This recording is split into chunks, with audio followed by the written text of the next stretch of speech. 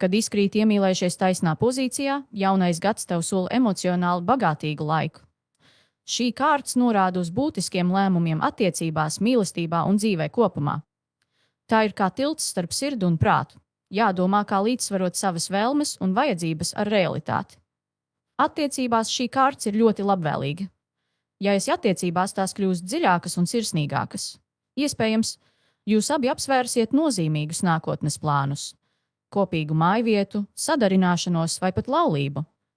Šis ir gads, kad jūsu saikne var kļūt ļoti stipra, ja abi būsiet gatavi pieņemt kompromisus un darboties kā komanda.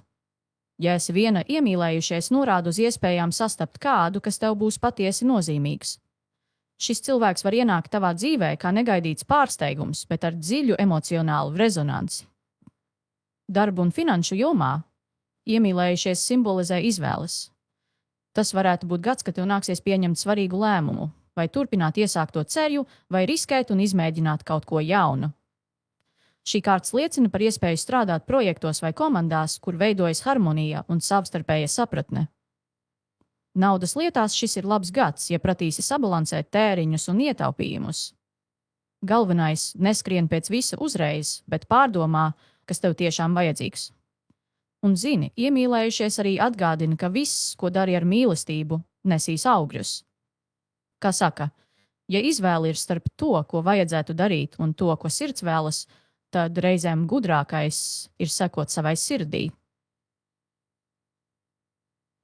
Ja iemīlējušies izkrīt apgrieztā pozīcijā, tad jaunais gads varētu būt pilns ar izaicinājumiem, kas saistīti ar izvēlēm un attiecībām.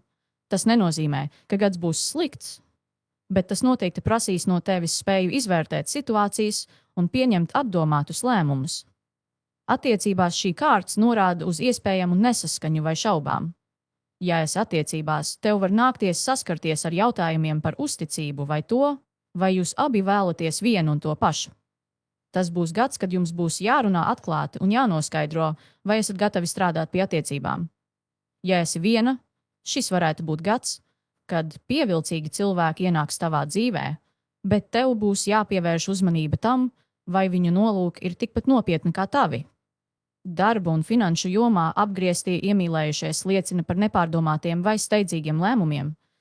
Var rasties situācijas, kad šķiet, ka viena iespēja ir pārāk laba, lai būtu patiesa. Esi piesardzīga ar piedāvājumiem, kas šķiet viegli īstenojami vai neprasa piepūli. Finanšu jomā izvairies no impulsa tēriņiem, jo tie var radīt sarežģījumus. Un jā, apgrieztie iemīlējušies atgādina, ka dzīve ir kā lielveikals. Viss izskatās vilinoši, bet tev nevajag visu vienā reizē. Izvēlies gudri, un ja kaut kas rada šaubas, atceries, nē, ir arī atbildi. Šis ir gads, kad pateicoties pārdomātām izvēlēm, tu vari veidot savu dzīvi labāku un stabilāku.